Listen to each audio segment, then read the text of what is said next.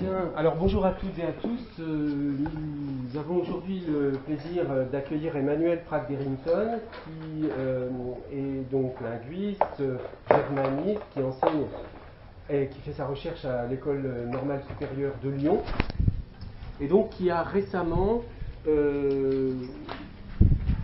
soutenu son habilitation à diriger des recherches sur le thème de la répétition, qui est donc son sujet de prédilection, tout au moins un de ses sujets de prédilection en ce moment.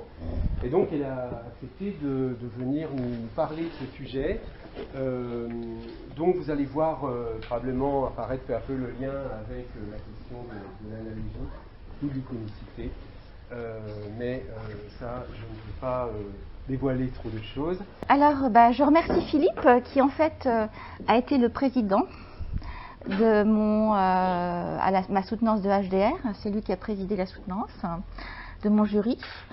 Et effectivement, donc je viens dans ce cadre. Alors, il avait dit que mes travaux s'inscrivaient peut-être dans le cadre de la linguistique théorique. Alors, je voudrais dire oui, théorique, oui. Je m'intéresse effectivement aux signes et aux signifiants. C'est dans cette mesure que c'est dans cette mouvance de linguistique du signifiant que je m'inscris. Toutefois, ce qui m'intéresse plus que la théorie en général, c'est l'énonciation. C'est en fait, moi je revendique l'étiquette de linguiste de l'énonciation, c'est-à-dire que ce qui m'intéresse, c'est la mise en fonctionnement de la langue par un acte individuel d'utilisation qui est en fait la définition que donne Benveniste de l'énonciation. Donc je m'intéresse, théorie oui, mais toujours rapporté à ceux qui produisent et qui portent la langue, qui sont les sujets et les personnes physiques. Et les personnes, c'est-à-dire, une personne, ça veut dire quelqu'un qui a une histoire, une mémoire, des émotions, des sentiments, toutes choses qui ont tendance à être un petit peu oubliées par la linguistique. Et c'est pour cela que je me suis intéressée à la répétition, parce que la répétition, c'est une problématique qui n'est absolument pas cantonnée au langage, mais qui déborde largement par toutes ces manifestations et qu'on retrouve, en fait, je vais vous dire, on la retrouve tellement partout que je vous mets au défi de me trouver quelque chose où on ne la retrouverait pas. Alors, attendez, je cherche une... Donc, parce que le principe de répétition, si on parle de l'analogie, l'analogie, la linguistique cognitive, ce sont des procédés cognitifs, mais qui ne sont pas forcément à l'œuvre, qui exigent des êtres vivants et pensants, alors que la répétition, en fait, on la retrouve mais vraiment tellement partout. Donc là, vous savez, la double hélice de l'ADN, qui est la molécule du vivant. Et on la retrouve, quand on réfléchit bien, je vous ai mis une citation de Kierkegaard, si Dieu n'avait pas souhaité la répétition, le monde n'aurait jamais été créé. En fait, c'est vrai, quand on réfléchit, il y a la répétition cosmologique, c'est-à-dire quand vous pensez à l'alternance du jour et de la nuit, le mouvement de la Terre autour du Soleil, la Terre qui tourne sur elle-même autour du Soleil. Il y a le flux et le reflux dans la mer. Ça, c'est ce que j'appelle cosmologique. Il y a la répétition biologique. C'est quand l'enfant naît et qui se met à respirer, qui pousse son premier cri, ensuite c'est l'inspiration et l'expiration, et ce souffle de l'inspiration et de l'expiration, qui est la répétition, eh bien, il ne s'arrête qu'au dernier souffle, qui est la mort. Et tant que l'on vit, le cœur bat, et le rythme et les pulsations du cœur, diastole, systole, c'est la répétition. Ça, c'est la répétition biologique. Et puis, il y a la répétition anthropologique, qui est, comme ça, le retour. Alors, la définition de répétition que je donne ici, c'est simplement la périodicité, c'est-à-dire le retour à intervalles réguliers d'un même phénomène. C'est la définition a minima de la répétition. Et la répétition anthropologique, eh bien, ça serait, par exemple, le fait que, toutes les années, il y a Noël, il y a des événements qui rythment notre culture et les sociétés. Il y a Noël, il y a les municipales des campagnes, il y a les mandats présidentiels, il y a les années universitaires, il y a les choses qui se répètent par cycle. Et là-dedans, donc, il y a la répétition également verbale. Mais finalement, la répétition, quand on réfléchit, c'est une représentation. Ça a un lien avec le temps, parce que dès qu'il y a du temps, il y a répétition. Il est impossible d'envisager une quelconque durée sans répétition. Et il y a ce symbole que vous connaissez peut-être de l'Ouroboros, qui est le serpent ou le dragon qui se mord la queue, qui est le symbole de l'éternité, une représentation qui n'est pas linéaire du temps, mais donc qui serait circulaire. Et on voit ça souvent comme quelque chose de négatif, on dit le cercle vicieux. En réalité, la répétition, c'est aussi un cercle, on ne dit pas vertueux ou dynamique. Et là, c'est une photo que j'aime beaucoup d'un plongeoir. C'était sur la thèse, c'était pour le volume inédit d'habilitation d'Elisabeth Richard, qui a consacré son habilitation à la répétition, un cercle dynamique. Et on voit très bien, en fait, c'est le cercle de la vie, en fait. Donc voilà, la répétition, ce qui m'intéressait, c'est ce suspens du principe de contradiction. C'est à la fois toujours nouveau, on ne se baigne jamais deux fois dans le même fleuve, et toujours pareil, rien de nouveau sous le soleil. C'est les lignes très sombres de l'Ecclésiaste. Alors, dans les dictionnaires, si on regarde ce que ça veut dire répéter, et là je vais vous faire faire faire quelque chose, c'est très intéressant parce qu'effectivement, on ne parle pas, enfin, je parle, le verbe répéter, hein, l'activité répétée, c'est lié aussi bien au dire qu'au faire. Dans les trois langues de l'allemand, de l'anglais et du français, répéter, c'est recommencer à dire, à faire. En allemand, wiederholen, c'est aller chercher de nouveau. On a beaucoup plus en allemand l'idée de reprise, qui est le ressouvenir en avant chez Kierkegaard. Wiederholen, noch einmal sagen, dire oder tun. Et repeat, say it, do it again, say again. C'est-à-dire qu'en fait, quand on regarde ce que c'est que ce verbe, voilà un verbe dans lequel deux activités, celle du dire, sachant que le dire, c'est la désignation générique d'absolument tous les verbes de parole, et que le faire, c'est la désignation générique de tous les verbes qui indiquent une activité, voilà un verbe qui englobe constitutivement, génériquement, la désignation du dire et du faire recommencer. La question étant, est-ce que quand un dire ou un faire qui se présente de manière singulative est-il le même qu'un dire ou un faire répété? Est-ce que répéter, c'est simplement faire la même chose plusieurs fois? Ou est-ce que quand je fais la même chose plusieurs fois, il se passe quelque chose de différent? Là est la question que je me suis posée. Alors je vais vous faire un truc tout bête, je vais vous faire un truc tout bête, je vais vous demander de taper une fois dans vos mains. Allez-y. Ok. Tapez plein de fois dans vos mains. Ok. Vous connaissez le jeu de Jacadi aussi. Si je dis à quelqu'un, mademoiselle, levez-vous. Si je vous dis, faites un pas en avant. Ou en arrière, excusez-moi. En arrière. Un pas sur le côté. Ok. Maintenant, si je vous chante la chanson, faites un pas en avant, faites un pas en arrière. 3 pas sur le côté, 3 pas de l'autre côté. Et après, qu'est-ce qu'on fait? On se met de... Bon. Et en fait, la meilleure façon de marcher... En fait, si je vous dis de faire, non pas un pas, mais plusieurs pas, qu'est-ce que vous faites? Vous marchez. Maintenant, si je vous touche, mademoiselle, excusez-moi, j'ai le droit, je peux, en ces temps troublés, hein, mais c'est avec le pied, oui, à la limite, ou avec la main. Avec la main. Je vais vous toucher, je peux vous toucher comme ça, une seule fois. J'effleure une fois, mademoiselle, de ma main. D'accord? J'ai fait une fois, action singulative. Maintenant, je vais faire ça, plusieurs fois. Qu'est-ce que je fais? Je la caresse. Quand je fais une fois, rien. Quand je fais plusieurs fois, quand je mets en mouvement, je marche, j'applaudis, je caresse. La question étant, si je suis dans le langage, peut-on postuler que le fait de mettre en mouvement quelque chose quand je répète va le modifier aussi en tant qu'activité? Voilà la question que je pose. Ça, c'est ce vers quoi je voudrais arriver. Maintenant, au niveau théorie, il y aurait beaucoup de choses à dire, mais c'est simplement pour vous donner une idée de ce qui se passe quand on répète. La répétition convertit la chose sur laquelle elle porte. C'est-à-dire que quand je répète, il ne faut pas penser que la répétition existe en elle-même. Non, la répétition, elle porte sur quelque chose. Et ce quelque chose, elle va le transformer. Et c'est ça qui est intéressant. Alors, là, je l'avais dit, oui, c'est ce que j'ai fait. Alors, je vous présente maintenant mon plan. Donc, dans une première partie, je vous présenterai mon cadre théorique avec le lien avec la linguistique analogique.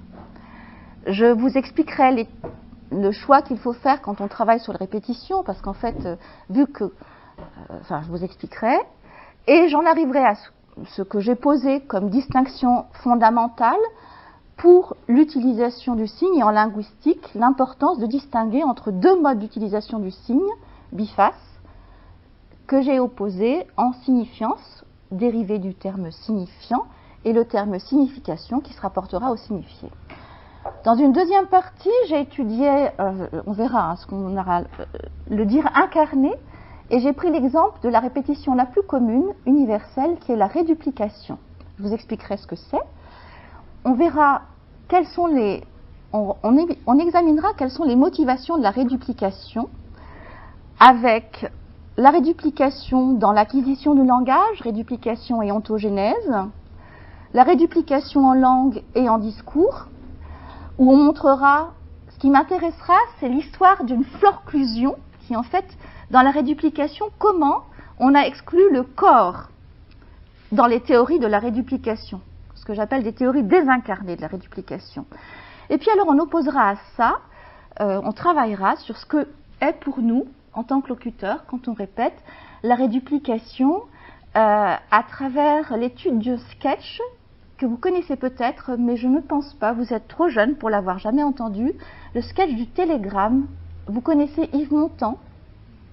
Bon, c'est un chanteur, acteur, mari de Simone Signoret, tous les deux étaient profondément communistes, engagés, bon.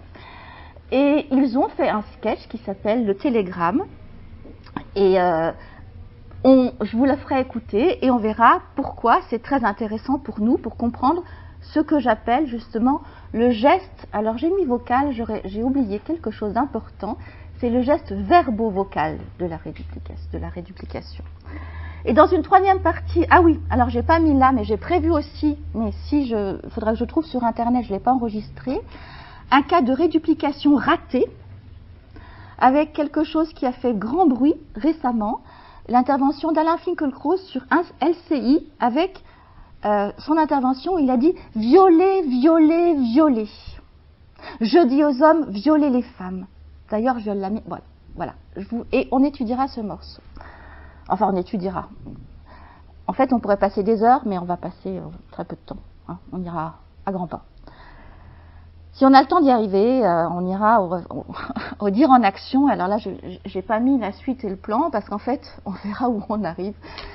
Et le dire en action, c'est-à-dire, ça nous renvoie à l'idée de la performativité qui ne devrait pas être coupée de la performance. Parce que la deuxième forclusion qu'on a pu faire en élidant le corps de la linguistique, c'était également, par exemple, dans la théorie de la performativité, on ne s'occupe pas du corps en général. Et on reviendra sur Austin, la théorie austinienne de la performativité, la tripartition, locutoire, illocutoire, perlocutoire, et on verra comment on a pu foutre dehors l'acte locutoire et la performance, et pourquoi la répétition nous permet de se rendre compte que sans performance, que la performance, c'est aussi une forme de performativité. C'est quelque chose qu'on connaît dans le domaine de l'art, bien sûr, mais pas en linguistique. Alors, dans la linguistique analogique, vous avez donc Philippe ici même, qui est le directeur de la revue Signifiance.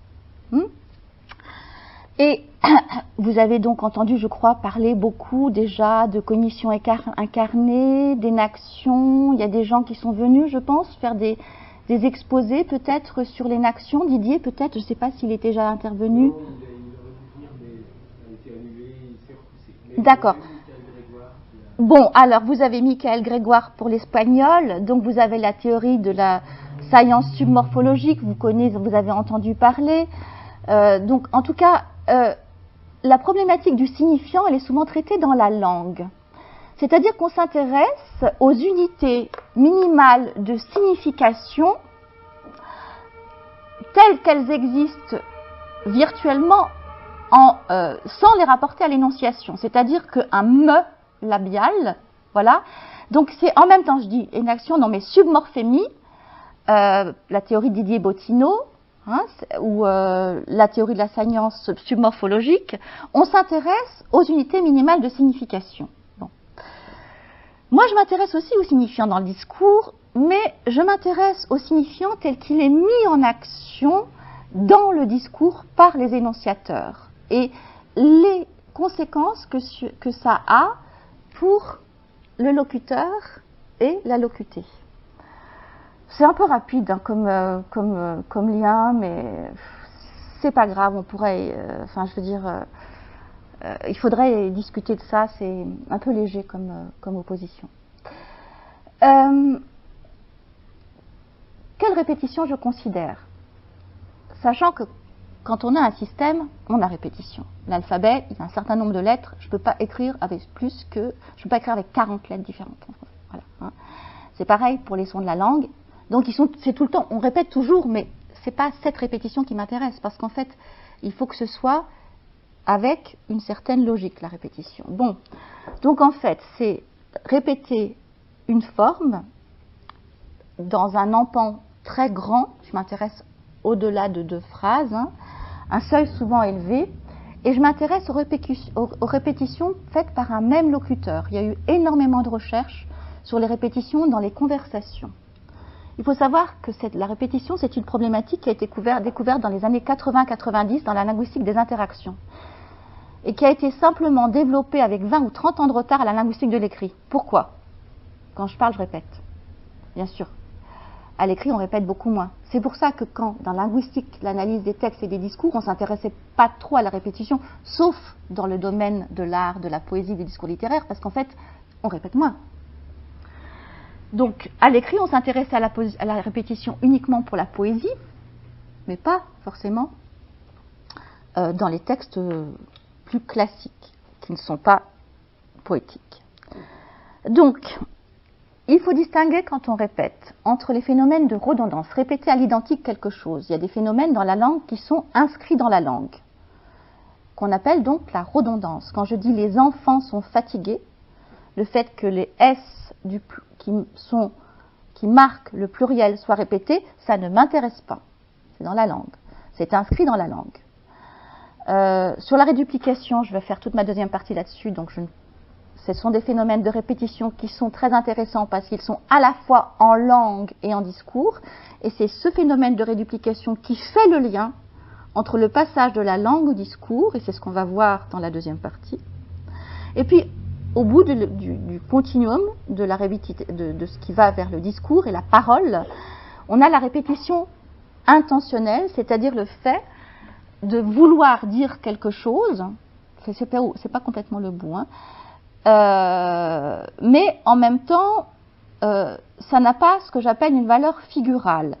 Donc, quand j'ai un exemple, le lecteur attentif, et il doit être attentif pour tirer de sa lecture tout le bénéfice imaginable, le lecteur attentif tourne les pages du vieux livre et parfois revient en arrière. Ça, c'est une répétition intentionnelle qui est un mouvement de relance syntaxique, mais ce n'est pas encore celle-là qui m'intéresse. Moi, ce qui m'intéresse, c'est la figure de répétition.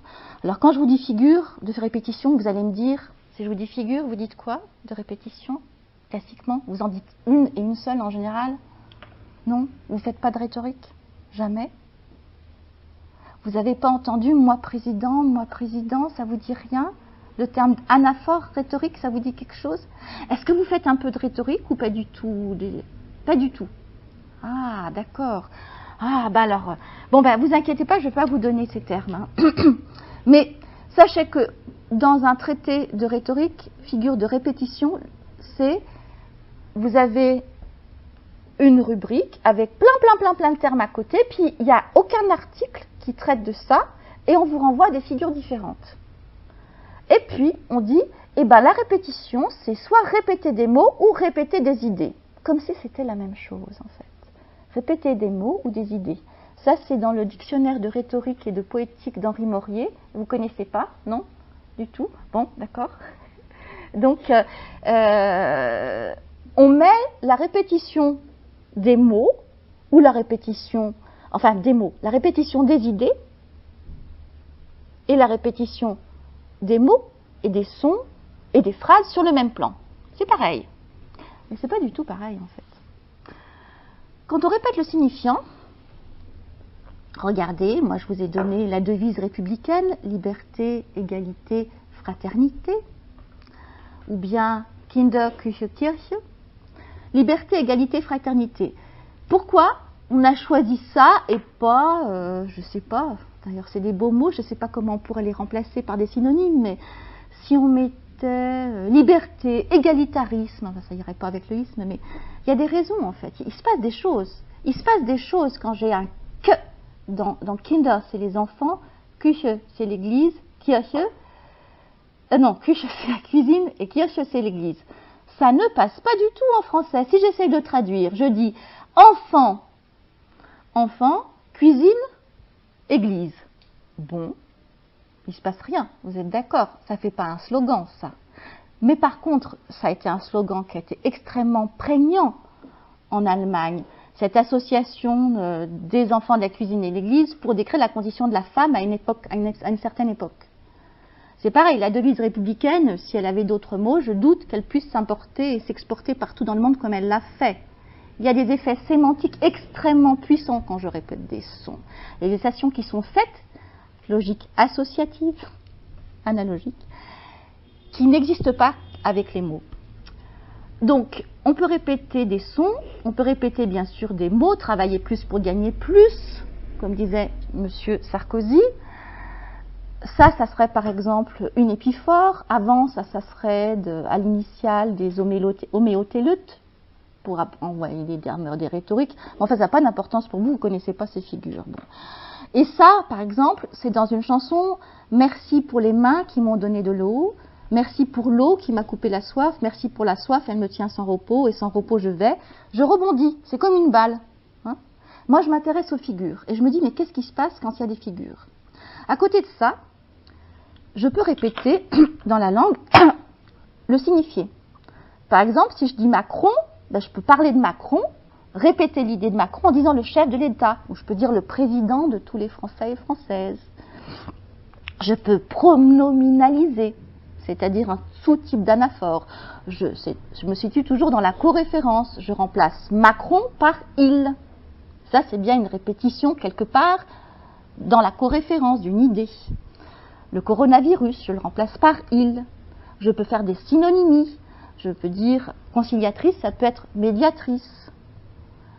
Sage ou docile. Je peux faire des appositions. Nu, ça c'est un vers de René Char, cité par Frédéric, de tes seules mains vêtues. Ou bien la répétition, ça peut être aussi pragmatique en fait, concerner des énoncés à équivalence pragmatique. Si je vous dis, ça c'est l'acte de langage indirect par excellence, toujours cité, on dit oh là là ça caille ici, on rentre dans une pièce, on dit oh ça caille, ça veut dire fermer la fenêtre, poliment. Hein. C'est-à-dire qu'il y a des équivalences qui sont des équivalences sémantiques. Qu'est-ce qui se passe quand je répète le signifiant ? J'en prends qu'un seul, toujours aimer, toujours souffrir, toujours mourir, un magnifique alexandrin de Corneille. Est-ce que Philippe, tu les laisses, tu leur poses des questions, je peux leur poser des questions pour leur demander d'intervenir ou c'est embêtant si tu enregistres la séance? Parce que je ne sais pas comment vous faites, moi d'habitude, moi en fait, je dois dire que je fais normalement jamais des cours magistraux comme ça. Normalement, je fais toujours je fais toujours des modèles où j'essaye de vous faire intervenir. Mais du coup, là, j'ai prévu un PowerPoint, un peu comme dans une conférence. C'est ce qui se passe quand on fait toujours aimer, toujours souffrir, toujours mourir. Qu'est-ce qui se passe? Vous sentez bien qu'il se passe quelque chose au niveau du... Il se passe quoi? l'accent sur toujours parce qu'il est répété plusieurs fois et du coup l'idée c'est que genre par le début du cycle, toujours, Ouais. un harcèlement en fait. Ouais. Et en fait, la question que je pose, c'est est-ce qu'aimer, ça va forcément avec souffrir et mourir? Ou mourir en tout cas, souffrir peut-être? Pas forcément, hein, enfin bon, après tout, on peut aimer sans. Bon, oui, on peut souffrir aussi quand on aime, mais en fait, c'est pas obligatoire. Et mourir, en fait, bon, on peut quand même mourir d'amour, d'accord, mais bon, hein, même si c'est métaphorique. Il se passe quelque chose avec le toujours. Il y a la création d'un paradigme à partir de termes qui sont hétérotopes, qui n'appartiennent pas au même registre sémantique. Mourir n'appartient pas au registre de souffrir ni d'aimer. Ce sont trois verbes qui renvoient à des sémantismes qui ont des sémantismes complètement différents. Ils ne sont pas isotopes, ils sont hétérotopes. Toujours crée une isotopie sémantique. À partir d'un retour phonique du même, je crée quelque chose de sémantique. Voyez ? C'est-à-dire que le son, ce que j'appelle la cohésion rythmique, va influer sur la perception que me fait du sens. Bon, alors, j'oppose deux modes de signifier. La répétition du signifié ER. La répétition du signifié, quand je dis « il a de bonnes raisons de partir », je pourrais dire « oui, je ne comprends pas vraiment quel motif il a, mais je suppose qu'il a de bonnes raisons de partir ». Motif et raison, ça renvoie à la même idée, vous êtes d'accord? Maintenant, si je dis « le cœur a ses raisons que la raison ne connaît point », essayez de transformer raison, ou même toujours aimer, toujours souffrir, toujours mourir. Essayez de remplacer toujours. Essayez de remplacer raison. Est-ce que vous pouvez? Essayez.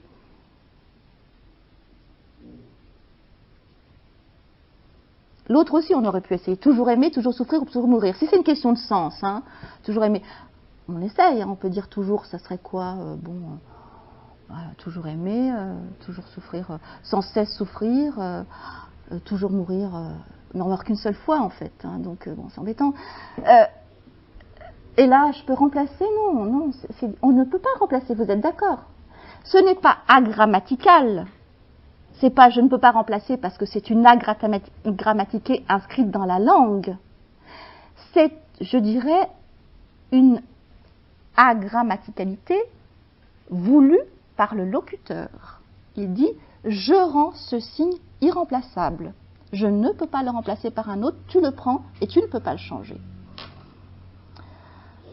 Et c'est très intéressant parce qu'en fait, le critère de la substituabilité du signe, les signes peuvent-ils être substituables ou peut-il être non substituables? Peuvent-ils être équivalents? Crever, mourir, casser sa pipe? Tout ça, c'est synonyme, c'est des questions de registre. Ça change, ça dépend où je suis. Par contre, quand je répète, je ne peux rien changer. Qu'est-ce que ça change? Je ne sais pas si vous connaissez, il y a les modalités du dire, et quand je parle, il y a plusieurs manières de parler. Il y a ce qu'on appelle le dire en usage et le dire en mention. Vous connaissez ça ou pas? Pas vraiment, non? C'est depuis Saint-Augustin, on fait ça, mais ça a été beaucoup étudié avec Jacobson qui a introduit dans ses fonctions de langage la fonction métalinguistique, et il y a eu d'énormes recherches depuis, avec Jacqueline Autier-Revus, sur la modalisation autonymique et les travaux de Josette Frédébeau sur l'autonymie. J'explique, vous inquiétez pas. J'ai deux manières d'utiliser le signe. Le signe, on dit, j'utilise soit en usage, Lyon est l'ancienne capitale de la Gaule. Voilà, je prends Lyon, je dis que le signe Lyon, le toponyme, est utilisé en usage. Ça veut dire, le signe, je peux le remplacer par autre chose. La métropole de Rhône-Alpes est l'ancienne capitale de la Gaule. Vous êtes d'accord? Il n'y a pas de problème. Ça peut se dire. Ok? Pourquoi? Parce que je suis dans ce qu'on appelle, pas moi, le mode du signe en usage. Le signe s'efface devant ce qu'il représente. Alors, il paraît qu'il y a un proverbe chinois, vous allez me dire si c'est vrai, qui dit quand le sage montre la lune, le fou regarde le doigt. Je ne sais pas comment ça se dit en chinois. Est-ce vrai que c'est un proverbe chinois? Oui ou non? Bon, dommage. Vous auriez pu me dire, j'adore ce proverbe, mais ça explique en fait les deux usages du signe. Quand le sage montre la lune, le fou regarde le doigt. Bon, normalement, si je montre le doigt, sert le signe s'efface devant ce qu'il représente, le signe s'efface et on regarde la lune. Et puis, dans l'autonymie, l'autre usage du signe, on regarde le doigt. Le fou, le linguiste, les poètes, c'est des fous, ils regardent les doigts. Et pas forcément que la lune, ou tout. Alors, si je dis lion s'écrit avec un Y, si vous voulez, le signe ne s'efface plus. Il perd sa transparence. Il n'est plus transpassable. Maintenant, si j'essaye de remplacer Lyon, je vais dire la métropole de Rhône-Alpes s'écrit avec un Y. Dites-moi, est-ce que c'est possible? Ça ne marche pas. C'est impossible. Il y a quelque chose qui se passe. Je ne peux plus. C'est impossible. C'est devenu agrammatical. Et il y a un troisième cas qu'on appelle la modalisation autonymique. Lyon, qui s'écrit avec un Y, des fois que vous ne le savez pas, est l'ancienne capitale de la Gaule. Et alors là, j'ai un cumul. J'ai la métropole de Rhône-Alpes, qui s'écrit avec un Y. Ah, c'est possible. Et l'ancienne capitale de la Gaule. Est-ce que ça marche? Non plus. Quand je suis... La seule fois où le signe est remplaçable, c'est quand il est en usage. Quand il est autonyme, il ne peut pas se remplacer. L'énoncé est agrammatical. Le critère de non-substituabilité du signe nous renvoie à un autre usage du signe, qu'on appelle le signe autonyme. Maintenant, figurez-vous que quand je répète, j'ai la même chose qui se passe, sauf que c'est la grammaticalité que j'ai appelée construite. Je vous fais une devinette. C'est quoi le point commun entre un slogan, un mot valise? Vous savez ce que c'est que les mots valises? Oui. Une blague, une formule sacramentelle, et oui, le slogan, et un proverbe. Alors, c'est quoi? Eh bien, si je dis le coq fait cocorico, tiens, une onomatopée. Je veux remplacer cocorico. Comment je fais? Allez-y. Alors, j'ai mis le coq fait le cri du coq. Ouais, ok. Un peu embêtant, hein. Les onomatopées, imiter les groupes d'animaux, je suis obligée, si je veux imiter le cri d'animal, mettre l'onomatopée. Bon. Maintenant, si je dis la magne, donc là, c'est très très embêtant, mais si je dis la magne que j'abdore, je peux remplacer que j'abdore? Oui, je peux. Je peux dire. Je veux dire l'Allemagne que j'exècre et que j'adore. Oui, mais... Et pareil, pour la suite, c'était un truc qui me faisait beaucoup rire, quand il a un écart de Macron qui avait dit...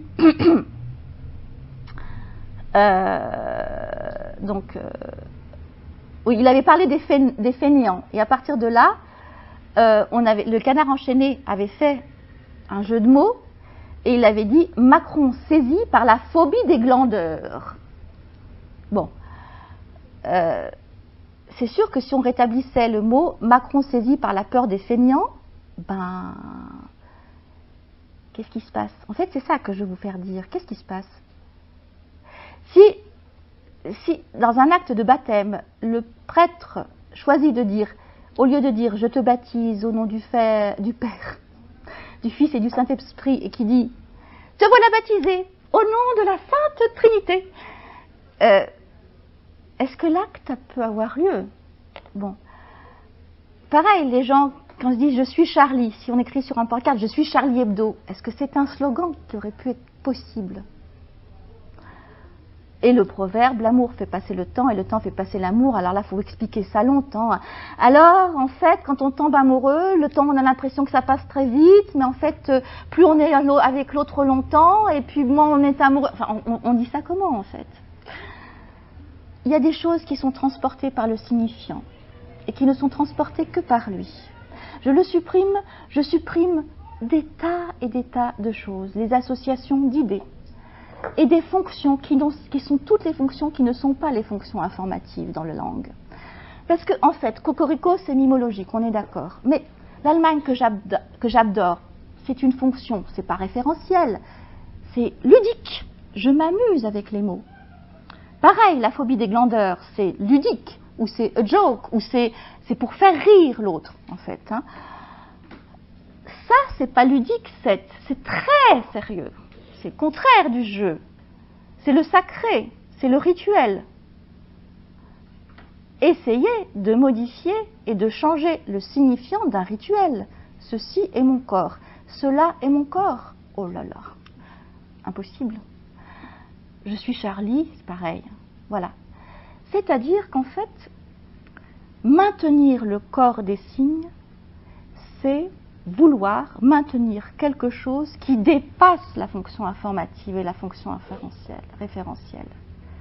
Fonction ludique, fonction poétique, fonction métalinguistique, fonction performative, parce que je te baptise, c'est performative, fonction donc poétique, qui sont ça. Tout ça, ça passe par le signifiant, et moi j'appelle ça le corps des signes. Le signifiant, c'est le corps des signes. Et c'est parce qu'il y a le corps qui est maintenu qu'il y a tous ces effets de sens. C'est-à-dire que, alors, en fait, quand on a une métaphore, tu es mon lion superbe et généreux, vous êtes, pas tu es, vous êtes, ou je sais plus, bref, on vous voit. Et du coup, j'ai un trou. En tout cas, n'importe quelle métaphore, c'est pareil. Une métaphore, j'enlève le signifiant, j'enlève le corps du signe, j'ai plus rien. C'est-à-dire que tout ce qui est figure, c'est-à-dire chaque fois que j'ai un rendement, la notion de figure, c'est accroître le rendement et le potentiel sémantique et pragmatique d'une unité linguistique, quelle qu'elle soit. C'est ça la figure, c'est la définition selon Marc Bonhomme. Eh bien, la figuralité est portée par les corps des signifiants, et donc, ce qui m'intéresse, c'est la répétition, la signifiance rythmée. Bon, alors, ça bien sûr, ça va à l'encontre du signifiant saussurien qui est désincarné. Pour vous faire participer, ce que je vais vous faire, c'est je vais vous demander de lire, ça m'économise la voix. Vous voulez bien lire, mademoiselle? La citation. La première, juste pour que je fasse une pause et que je boive. Allez-y. Le signifiant n'est pas le son matériel, chose purement physique, mais l'empreinte psychique de ce son.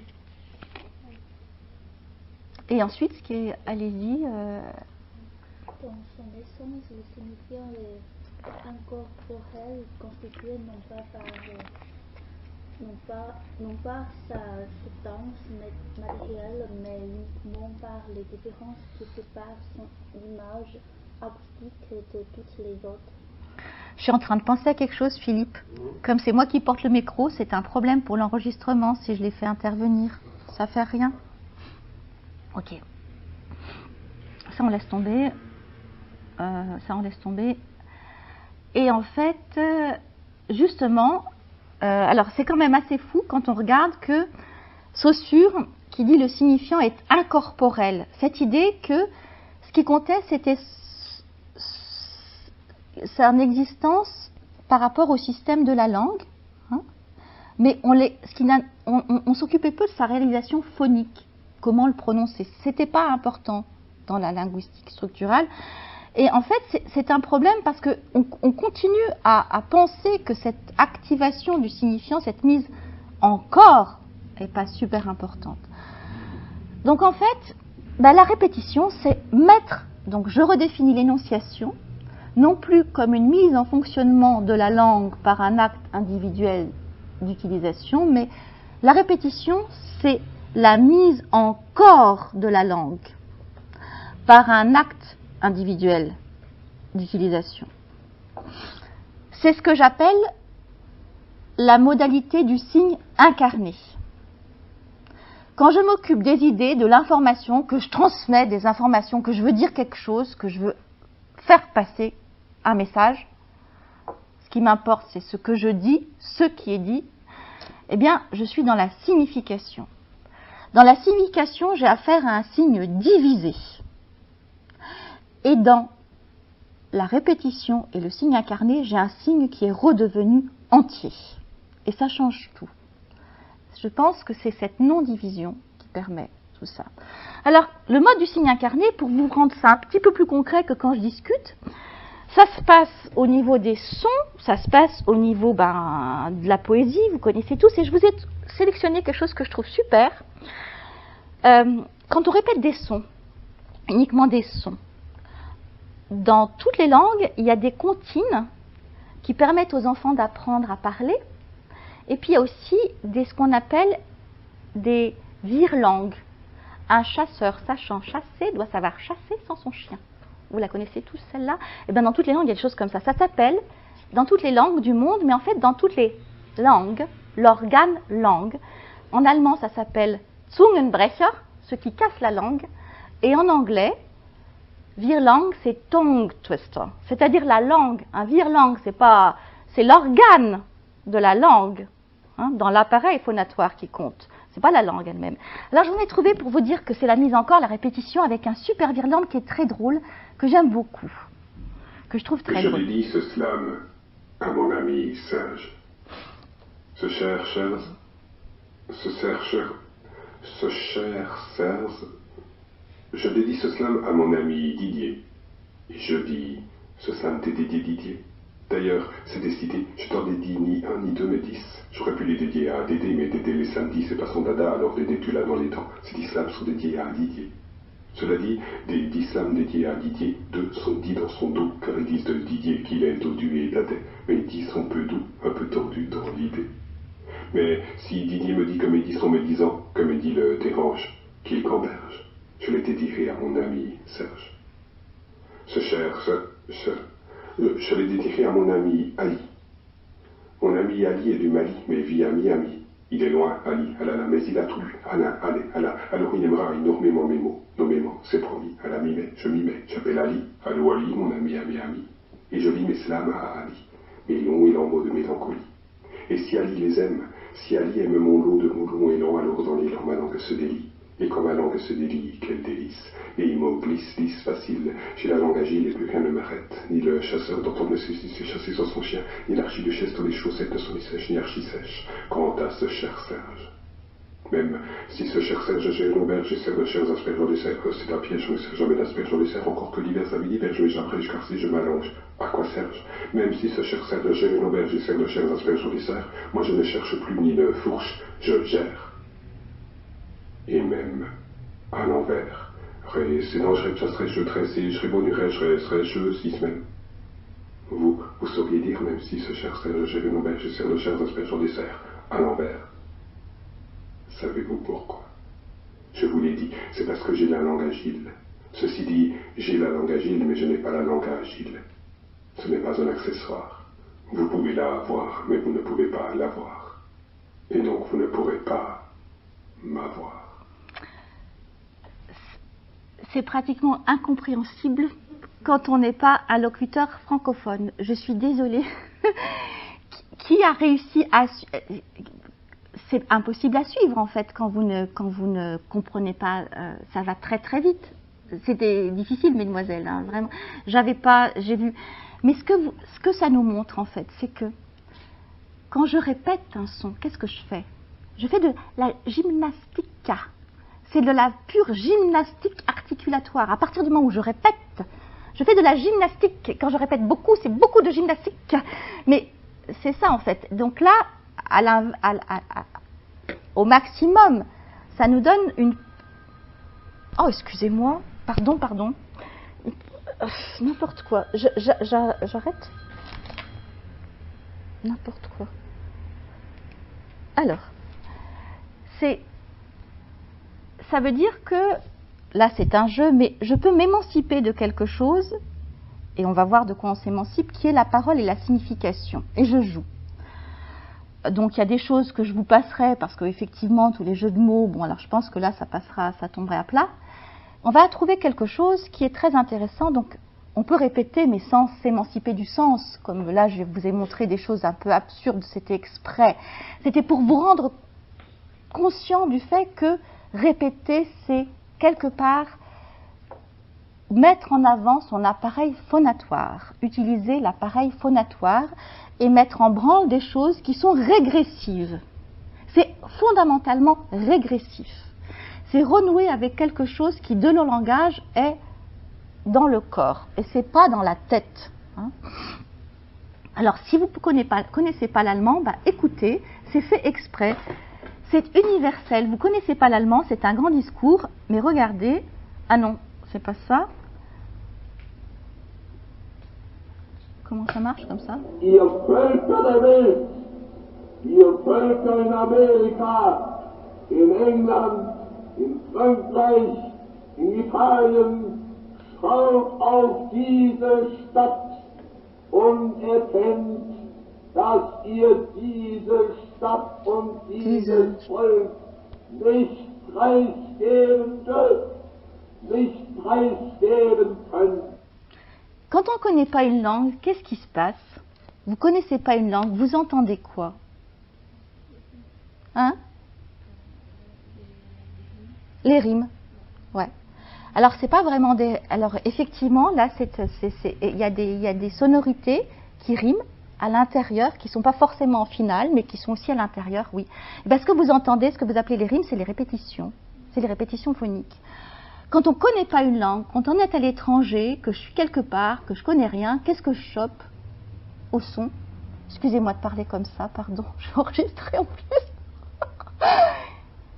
J'entends les répétitions, même quand je ne connais pas. Voilà, c'est-à-dire que c'est quelque chose qui est universel et qui passe la barrière des langues et du langage. Ça fait appel à quelque chose que je peux identifier même quand je suis ailleurs, même quand je ne suis pas chez moi. Donc c'est très intéressant. Alors là, je vous ai mis, parce qu'en fait, ça nous rapproche du chant. Et c'est ce que je vais essayer de vous montrer. C'est Ah que Johnny, hein, que je t'aime, c'est le tube de Johnny dans toutes les langues du monde. Mais je vous assure, c'est au Japon, partout. Alors, les gens, vous allez dire, bon, je t'aime, c'est compris dans toutes les langues. Non, mais pas, on s'en fout en fait. Ce refrain qui chante, c'est la chanson la plus populaire de Johnny dans le monde entier. Hein. Et bien ça répète quoi? Ça répète toujours la même chose. Bon. Alors on passe à mon exemple, c'est déjà 1 heure. Ok. On va passer à la réduplication. C'est très intéressant la réduplication, c'est donc le fait de répéter de manière exacte, à proximité syntaxique immédiate, une unité linguistique. Ça peut être, donc je vous ai donné vous avez, je passe sur l'anglais. Vous pouvez répéter un phonème quand je fais brrr, hein, brrr, brrr, hein, quand il fait froid. Vous pouvez répéter une syllabe, bobo, dodo, c'est bébé. Oh, c'est pas joli joli, hein. La chanson de Claude François, elles sont belles, belles, belles, ou allez, allez, pleure pas comme ça. Vous pouvez répéter aussi des syntagmes, pas à pas, corps à corps, day after day, Tag für Tag, ça serait la même chose, cantique des cantiques. Hein. Vous pouvez répéter des énoncés, wir schaffen das, wir schaffen das. C'est au moment de l'ouverture des frontières, je ne sais pas si ça vous dit quelque chose. En 2015, la chancelière Angela Merkel qui a laissé, l'afflux des réfugiés, qui a laissé les migrants entrer en Allemagne, et elle a dit wir schaffen das, wir schaffen das. Hein. Donc en fait, on peut répéter absolument tout dans la langue, des plus petites unités aux plus grandes, et ça commence quand on entre dans la langue, quand on est tout bébé, on va voir ça, jusqu'à l'âge adulte. Et c'est dans toutes les langues du monde, c'est un procédé absolument universel. C'est le procédé de répétition le plus simple, le plus commun à tout âge et dans toutes les langues du monde. Et donc, on va voir ce que c'est. Donc c'est très intéressant parce qu'en fait, ça nous envoie à une forme de répétition qui s'inscrit à la fois, alors en fait, il faudrait que ce soit plutôt inversé, la chaîne, qui s'inscrit dans une problématique de grammaticalisation. C'est-à-dire qu'il y a de la répétition, et puis ensuite cette répétition peut se grammaticaliser, ce qui fait que j'ai des langues, dans les langues du Sud, spécialement, c'est réparti la réduplication, elle se codifie en géographie, ce sont plutôt les langues du Sud, où elle acquiert des valeurs particulières. On verra ça. En français, c'est une valeur expressive, dite iconique, mais il n'y a absolument pas de valeur grammaticalisée de la réduplication en français. Hein? Donc ça dépend des régions. Et on a comme ça la réduplication en langue, la réduplication en discours. Je peux répéter. Et on va s'interroger, nous, sur la réduplication en discours en voyant quand même comment ça se passe par rapport au corps, puisque c'est ce que la répétition, je dis, c'est la mise en avant du corps des signes. Alors, en fait, les origines de la réduplication, c'est au départ, les bébés, quand ils commencent à parler, qu'est-ce qu'ils font? Vous avez déjà entendu des bébés qui essayent de parler? Ben, qu'est-ce qu'ils font? Ça s'appelle le babil, le babillage. Ça s'appelle quoi? Bon, qu'est-ce qu'ils font les bébés? Ils répètent et ils rédupliquent. Hein? Donc, en fait, c'est baba, baba, baba, baba, baba. Bon, ils sont tout seuls dans leur berceau et ils rédupliquent. Donc ça, c'est Alia Morgenstern et Alexis Michaud qui, dans le numéro de Faits de langue consacré à la réduplication, qui est déjà assez ancien, disent... Donc ces premières productions, souvent de type baba-baba, seraient le résultat d'une alternance rythmique entre le mouvement d'ouverture et de fermeture de la bouche. Ces expérimentations paraissent liées à une prise de conscience phonologique, morphologique et lexicale qui conduit l'enfant à adopter des patrons réguliers. Donc en fait, c'est un phénomène très important dans l'ontogénèse et avant de parler, le bébé, il doit babiller. C'est ce qu'on appelle la phase aussi de l'halation. Parce que c'est comme ça qu'il expérimente les sons. Hein. Et d'ailleurs, quand on apprend quelque chose, si vous apprenez un instrument de musique, si vous apprenez à conduire, si vous apprenez je ne sais pas, à danser, vous devez répéter. L'apprentissage passe par la répétition. Il n'est pas possible d'apprendre sans répéter. Donc, en fait, comme dans la langue, il y a des sons, on répète les sons. Et vous savez aussi que dans toutes les langues du monde, on dit que les premiers mots, c'est l'article Jacobson de 1960, Why mama and dada, why mama and papa. Pourquoi maman et papa dans toutes les langues? Alors, on s'intéresse toujours au fait que c'est la labiale. Mama, on dit me. Me, c'est dans toutes les langues du monde, c'est labial, c'est le mouvement de succion des lèvres. M, alors Fonaggi, il dit... M est la normalisation linguistique de succion des lèvres accompagnée de la relaxation du voile du palais. Donc dans toutes les langues du monde, quand les mamans allaitent leurs enfants, tété, mama. Alors on s'interroge sur le ma, mais on ne s'interroge pas sur le fait que ce soit rédupliqué. C'est pas ma, c'est mama. Ok? Et c'est très intéressant ce phénomène, parce que c'est pas une seule fois qu'on le dit, on le dit deux fois. Et pourquoi deux fois? Alors, c'est intéressant parce que vous allez voir, c'est pas cette motivation, donc, de la réduplication qu'on a dans l'ontogénèse, on la trouve ensuite, pas seulement, bien sûr, dans le langage. Pour le bébé, il apprend en répétant, il répète des sons, il répète des attitudes. Hein. Donc, en fait, le bébé, il imite les adultes. Mais ce qui est très intéressant, c'est que les adultes, vous avez déjà donné à manger à des enfants, vous avez essayé de donner à manger à des enfants, alors imaginez, quand vous êtes comme ça, vous donnez à manger, et qu'est-ce que vous faites? Vous savez? Ah, essayez de donner à manger à un bébé sans ouvrir la bouche, essayez. C'est presque impossible. Il ne mangera pas le bébé, hein. C'est pas possible. Vous ne pouvez pas lui donner... Ça s'appelle, il y a eu beaucoup de travaux en éthologie qui ont été faits là-dessus, sur ce qu'on appelle les neurones, enfin c'est donc l'échoïsation. Jacques Cosnier, qui était un linguiste éthologue aussi, qui travaille dans le laboratoire où j'étais moi, a beaucoup travaillé sur ce phénomène d'échoïsation. C'est-à-dire, il y a un mécanisme de partage et d'identification corporelle, et qui fait, alors il dit que les interlocuteurs extériorisent en miroir, en fait, des gestes, des mimiques, ça, j'ai pas, bon, c'est très intéressant. Quand on dessine aussi un visage, on dit dessine un visage heureux, et ben on va sourire. Dessine un visage triste, on va au contraire avoir une expression attristée.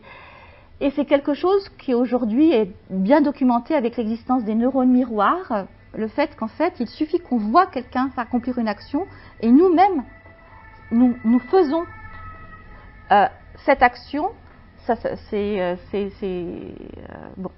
Alors, c'est quelque chose, je passe là-dessus, mais ce qui est très intéressant, c'est qu'en fait, c'est quelque chose d'interactif. C'est-à-dire que le bébé répète les adultes, mais les adultes répètent les bébés. Ils les répètent tellement bien, les bébés, les adultes. Quand ils parlent aux bébés, les adultes, ils disent bébé, doudou, mimi, pipi, caca, dodo, nounou, enfin bref. Les adultes qui parlent aux bébés, ils se mettent au niveau des bébés et ils rédupliquent. Donc alors, mon petit garçon, maintenant, tu vas te lever et tu vas aller dormir. Dodo bébé. C'est quand même plus simple à comprendre. D'accord? Et en chinois mandarin, et c'est à vous que je fais appel, mesdemoiselles, il paraît, confirmez-moi, que tous les monosyllabiques sont très souvent rédupliqués quand on s'adresse au bébé, dans le baby talk. Donc là, moi j'avais 2 exemples, allez-y, comment ça se prononce Le premier, c'est l'autre choix. Et donc, que si j'adresse au bébé, ça fait, c'est ça, et pour le cheval, c'est ouais. Donc, c'est dire Mahama. Et est-ce que c'est très fréquent aussi comme phénomène ou pas? Oui, mais c'est un peu bizarre de dire chou. Alors, je ne sais pas parler chinois mandarin, et j'ai pris cet exemple à Alexis, enfin c'était en fait, dans l'idée, donc c'est un universel, je ne maîtrise pas, bon. Ce qui est intéressant, c'est que là, c'est limité au baby talk, mais il y a beaucoup de langues à idéophones où en fait, c'est plus du tout le baby talk, et c'est grammaticalisé par rapport à tout le système de la perception des bruits, tout le système des sensations, c'est très intéressant. Mais là, je n'ai pas fait ça. Ce qui est très intéressant, c'est que, bon, si je dis bébé, doudou, nounou, il n'y a aucune ressemblance avec le référent, vous êtes bien d'accord? Doudou, c'est quoi là, le rapport avec le doudou? Entre je sais pas moi, pipi, je vois pas le rapport avec le référent. Donc oui, mais sauf que, comment je fais une onomatopée, les cris d'animaux? Ben, c'est carrément mimologique. C'est ce qu'on appelle l'iconicité d'image dans les langues du monde. Comment j'imite les cris d'animaux? Ben, j'ai bien une ressemblance là en fait. Je dis coin coin, je dis pas coin. Je dis pas wa, je dis wa wa. C'est pareil. Je dis pas. Alors, miaou, ça se dit tout seul, parce qu'il y a c'est disyllabique. Mais pareil, le bruit du camion pain-pon, pas pain ou pont. Et c'est toc-toc ou toc-toc-toc, mais c'est certainement pas toc. Et c'est très intéressant, parce qu'en fait, quand on s'intéresse aux onomatopées, on dit les onomatopées, c'est ce qui fait rentrer le bruit du monde. On parle de la ressemblance mimologique, mais en fait, on réduplique dans les onomatopées. C'est-à-dire que cette imitation du bruit du monde, qui serait, Philippe, une iconicité d'image, elle se rapproche de l'iconicité qui sera construite et diagrammatique, où je réduplique aussi pour créer la cohésion rythmique, en fait. S'il y a vraiment un lien, je trouve que c'est la zone tampon entre les deux. Moi, je trouve ça très intéressant, cette manière dont je dois redupliquer pour mettre le mouvement dans la langue, en fait. Ben, ça, c'est quelque chose que je voudrais discuter avec toi. Bon, si on voit, en fait, les motivations, on peut dire qu'au départ, dans l'autogénèse, il y a une motivation articulatoire, mimologique, échoïque, et tout ça, qu'est-ce qui est quoi? C'est bien difficile et ça se mélange. Dans la langue, la réduplication, c'est considéré comme le procédé de l'iconicité diagrammatique par excellence. Donc John Hyman le dit. Donc ça peut renvoyer, il y a des valeurs aspectuelles, par exemple en italien, adagio, adagio, c'est très lentement. Hein? Donc c'est une valeur d'intensification. Pareil en hébreu, ça serait intensité. Ou alors c'est la continuation. Look, je ne parle pas le jamaïcain, hein? Look, look, ça serait continue de regarder. L'approximation, c'est à peu près, c'est-à-dire pas tout à fait, là, donc, donc blanche, blanche. Hein. Alors, ce qui est très intéressant, c'est quand c'est dans le discours, dans les langues comme le français, où c'est pas codifié, où on n'a pas la valeur attachée à intensité, on va dire, les gens, Lakoff Johnson, c'est iconique, ça veut dire quelque chose. Et alors, il y a plein de valeurs attachées à la réduplication. Je ne sais pas si je passe rapidement. Mais alors, on les analyse en les mettant en rapport à l'aspect. Alors, un but de l'OL, terrible, on va dire, ça montre l'intensité. Un sucre. Non, pas de sucre, je ne prends pas de sucre dans mon café. Ça sera associé à la... Non. C'est pas pareil. Non, je ne prends pas de sucre dans mon café. Ça, c'est la valeur de diminution. Ok ? Le loup gonfla ses joues, il souffla de toutes ses forces et la maison de Paul s'envola. Bon, ça, c'est dans l'histoire. On va dire quoi, là ? Ça serait quoi ? Ça serait... l'itération. Hein ? Après tout. Ou la continuation, d'accord ? Et un exemple de quelqu'un, elle écouta le bruit de ses pas dans l'allée qui s'éloignait, se rapprochait, s'éloignait, se rapprochait. Ça serait quelque chose, un mouvement comme ça de va-et-vient, on va dire de réciprocité. Bon. Ou, bref, c'est très rigolo, c'est que par rapport à ça, les linguistes, j'ai lu énormément de travaux sur la réduplication en discours. Vous n'avez pas idée de la complexité des théories qui sont données pour expliquer les valeurs plurielles et la pluralité des valeurs de la réduplication en discours. C'est très intelligent et c'est très compliqué aussi, mais il y a plein de thèses, hein, toutes plus riches les unes que les autres, pour expliquer que, en fait, on ne peut rien prévoir. On ne peut pas prévoir parce que ça peut être plein de choses différentes et c'est impossible, c'est pas prédictible. Et surtout, ce qui fait que ce n'est pas prédictible, c'est comment ça se fait que quand ça a une valeur diminutive, le fait qu'on réduplique plus de formes vaut pour plus de choses. Non, si je réduplique, ça ne peut pas être diminutif. Bon. Et il y a plein de théories là-dessus. Alors, par exemple, je prends Françoise Hammer, 1986 ou 1997, mais il y avait Elisabeth Richard, il y a dans Marielle Balvatine. Enfin, je veux dire, ce sont des thèses où des gens ont réfléchi longuement sur le procédé, hein, et sont arrivés à des résultats dans l'énonciation, dans la langue, très différents. Donc là, dans la langue, par exemple, Françoise Hammer, elle dit qu'il faut opposer la réduplication à l'intérieur d'un mot infralexématique, faux folle, à la réduplication interlexématique, par exemple, belle, et les deux ne sont pas pareils. Il y en a une qui serait iconique et l'autre qui ne serait pas iconique.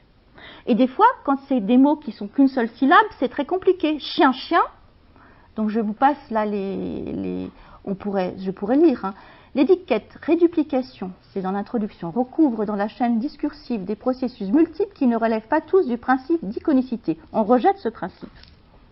Il n'y a pas de relation diagrammatique directe entre signans, réduplicatif, et signatum, entre structure et signification. On dit la forme ne renvoie pas au sens, en fait, pas forcément. Et ça, c'est vraiment... On cherche à s'éloigner de ça.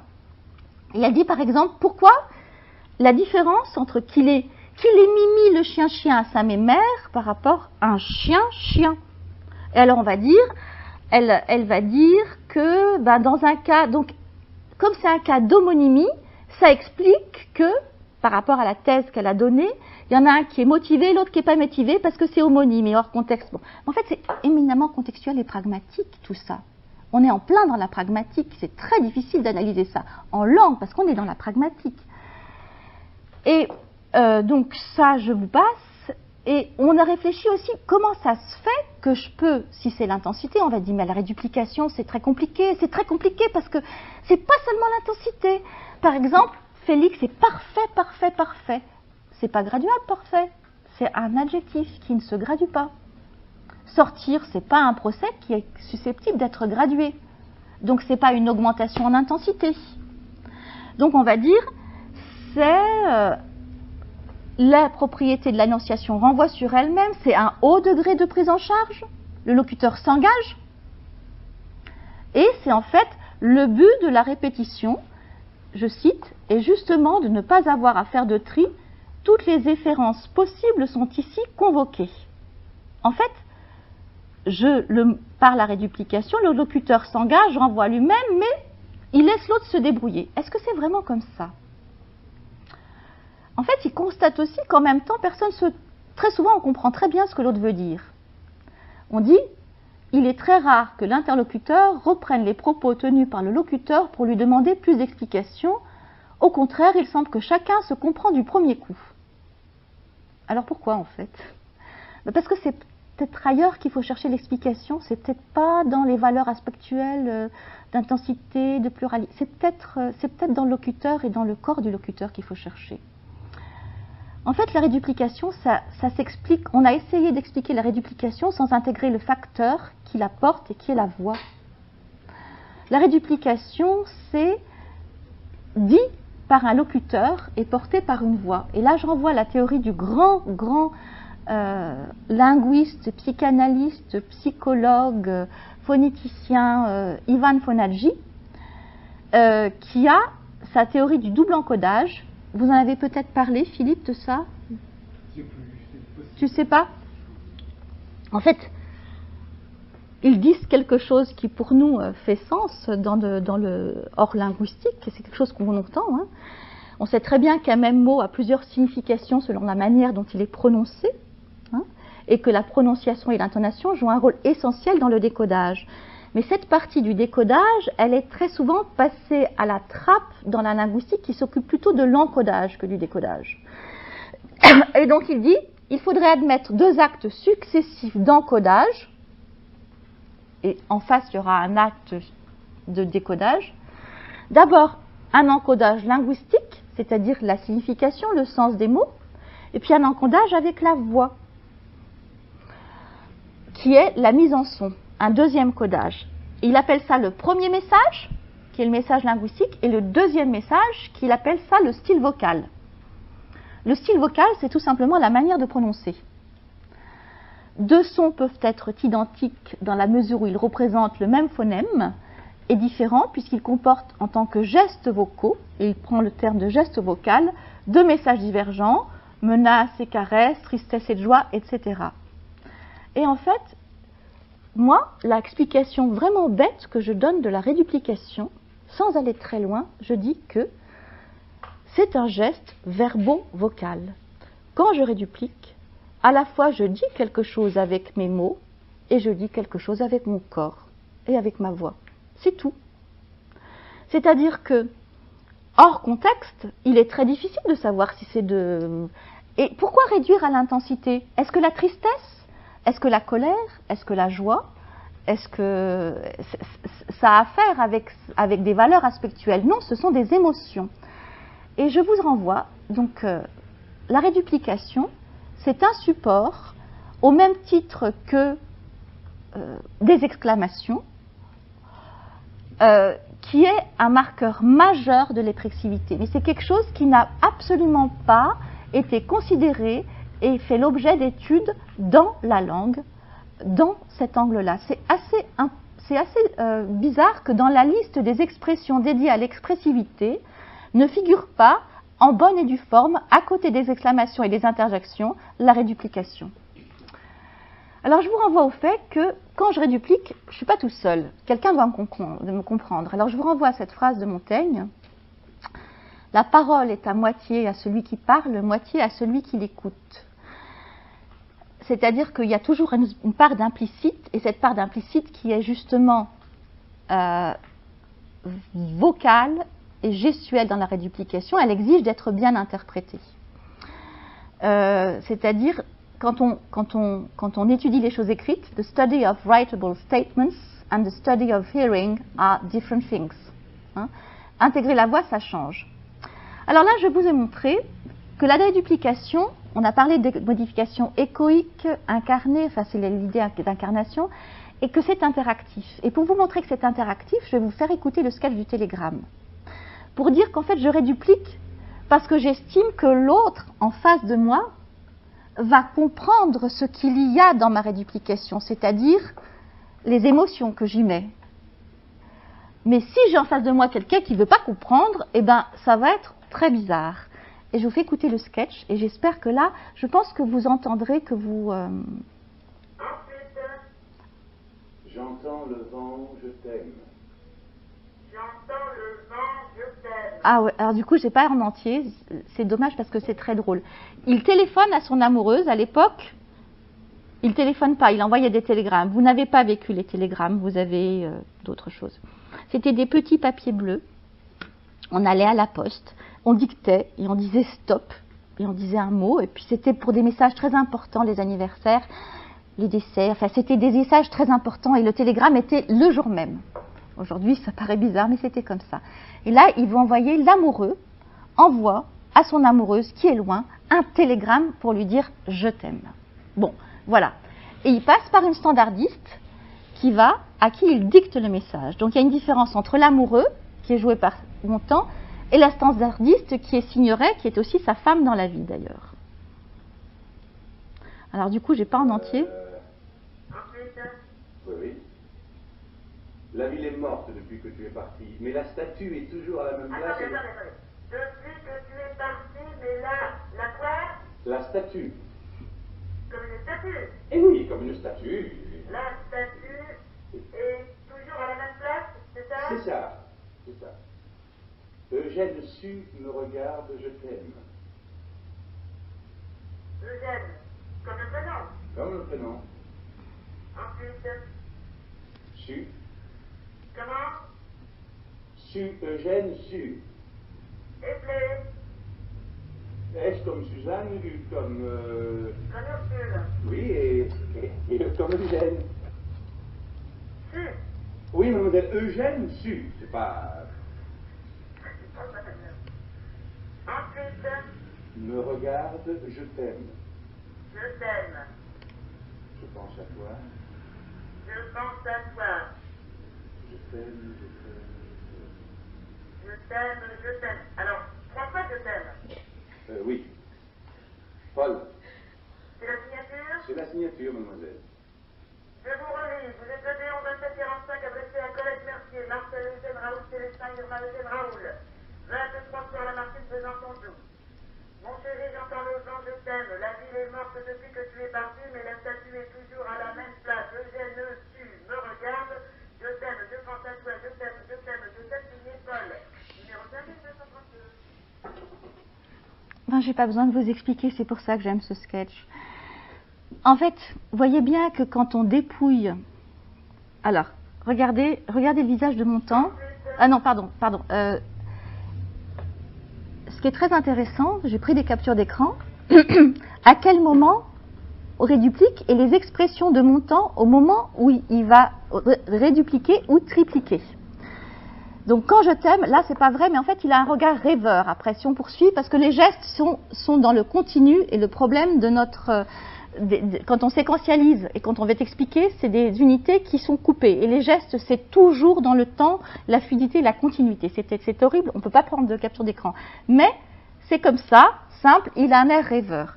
Ensuite, quand c'est rédupliqué, il y a un sourire comme ça, béat, qui commence à s'afficher sur son visage.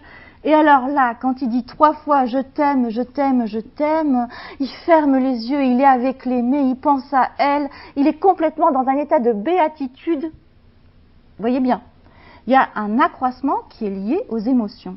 Mais du côté de la standardiste, je t'aime, je t'aime, je t'aime. Bon, on ne répète pas si c'est pour ça n'est pas lié à l'information. Et surtout, ça nous montre aussi que il faut être deux quand on réduplique. Il faut celui qui parle, mais il faut celui qui décode. Parce que sinon, c'est absurde. On est encore dans une motivation de type échoïque. Et c'est pour ça que je voulais vous montrer quelque chose qui est très intéressant, parce que ça marche quand je suis avec quelqu'un sur la même longueur d'onde, comme on dit, c'est-à-dire la boucle audio-phonatoire, quand c'est avec quelqu'un qui va dans le même sens que moi, qui a envie de coénoncer, ça marche. Mais quand je ne suis pas dans la même logique, eh ben, c'est plus difficile. Alors, moi, je définis donc la réduplication comme effectivement une figure de répétition où il y a un implicite, mais l'implicite verbal, c'est-à-dire ce que disaient toutes les inférences possibles sont convoquées, non, elles ne sont pas convoquées. L'implicite verbal est un explicite vocal et gestuel. la réduplication, elle modifie le rapport de force dans le double encodage. Dans la langue, c'est le lieu où le message linguistique, il se trouve doté à égalité, voire de manière, il se retrouve placé sous le message vocal et gestuel. Et c'est très évident dans l'ironie. Qu'est-ce que c'est l'ironie ? Ben, je vais vous faire parler est-ce que j'ai des exemples ? Non. Donc l'ironie, c'est quoi ? L'ironie, c'est un phénomène fondamentalement coénonciatif. L'ironie, c'est le fait de dire quelque chose, la définition antiphrastique, en voulant faire comprendre autre chose que ce qui est dit, qui n'est pas forcément le contraire, mais qui est en décalage flagrant avec ce que je dis. Donc, pour reprendre, c'est un double jeu entre quelque chose qui est dit et le dire et le vouloir dire. On peut appeler ça aussi quelque chose de patent, de manifeste, par rapport à quelque chose qui serait latent, implicite. Et pour nous, ce qui nous intéresse, c'est que dans la réduplication, ça prend aussi la forme d'une contradiction entre le mot dit et le geste, en fait. La réduplication, ça devient un marqueur privilégié de l'ironie parce qu'en fait, le geste dit quelque chose de différent du mot.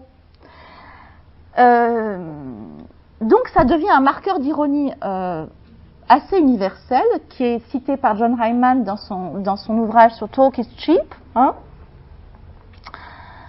Talk is cheap and actions to speak louder than words. Effectivement, normalement, quand vous parlez dans l'ironie, alors prononcez mademoiselle de manière sérieuse, en y croyant ces trois énonces, chacun son tour, de manière sérieuse et puis de manière ironique. C'est-à-dire ironique une fois en y croyant sérieux, une fois sans y croire. C'est magnifique. Super, super. Bravo. Et maintenant, ironique. Comment vous faites? Magnifique. Et vous faites comment pour dire ironique? C'est magnifique. Et ironique, là, du coup, c'est plus difficile peut-être dans une autre langue. Comment vous diriez quand c'est quelque chose qui est super? Vous dire, c'est super, super. Est-ce que ça serait ironique? Non, c'est pas possible. Hein. Comment je vais faire pour que ce soit ironique? Une espèce de grimace. Super, super. Ou alors, il y a un geste, je vais faire une grimace. Alors, dans les Américains, moi, je fais pas ça, ils font ça. C'est un geste très culturel. Hein. Moi, les Anglais, ils font pas ça. Hein. Ça veut dire, c'est comme les doigts crasés. Hein. Je dis pas la vérité, c'est pas ça qu'il faut croire. Ou alors on va hausser les sourcils, hein, c'est comme ça, on va faire comme ça. Bon, ok.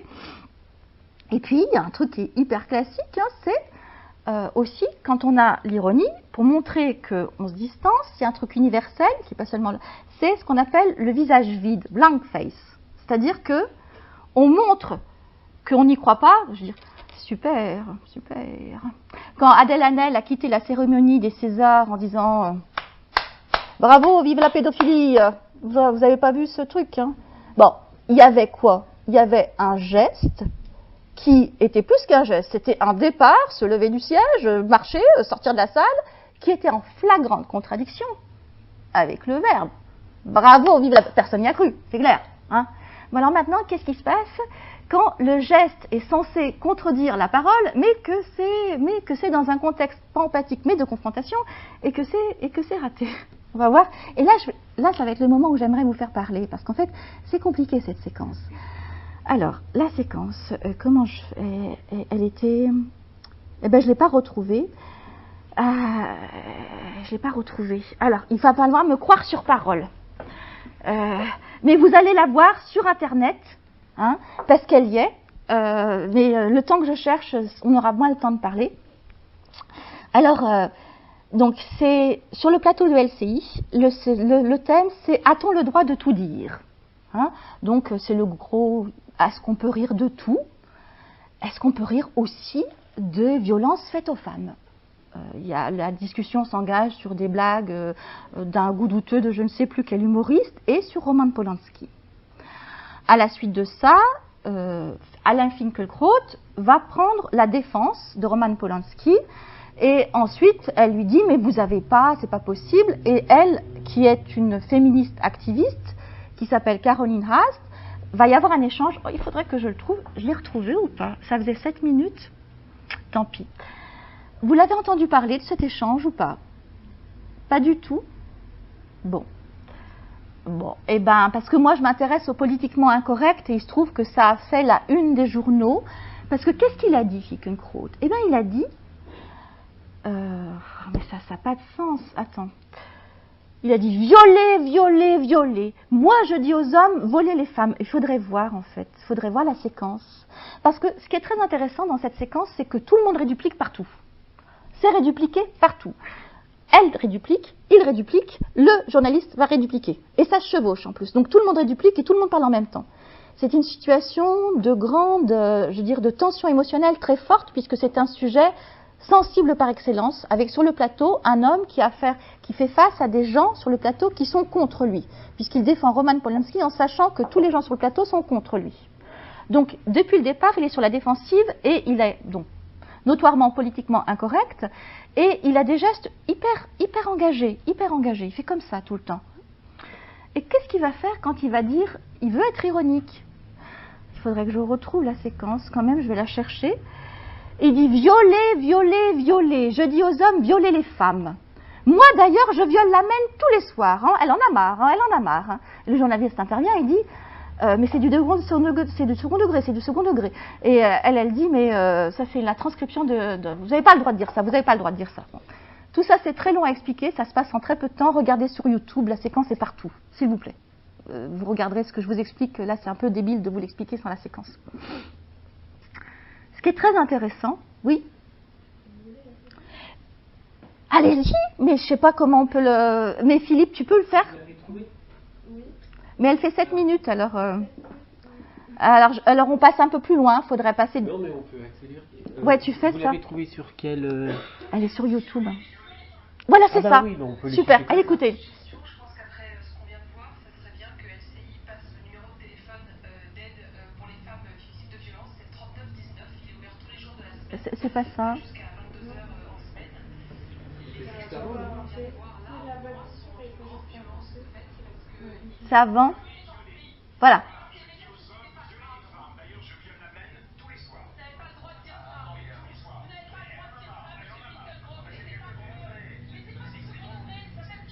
Voilà.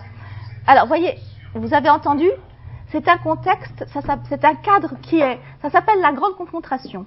Comme son nom l'indique, on est sur un plateau télé où l'enjeu, c'est de faire se disputer les invités. On n'est pas du tout dans un cadre de coénonciation, on est dans un cadre d'affrontement. La grande confrontation, c'est un cadre participatif qui veut l'affrontement et qui exige l'affrontement. Les réduplications utilisées par les locuteurs ils sont là pour se faire entendre, en fait.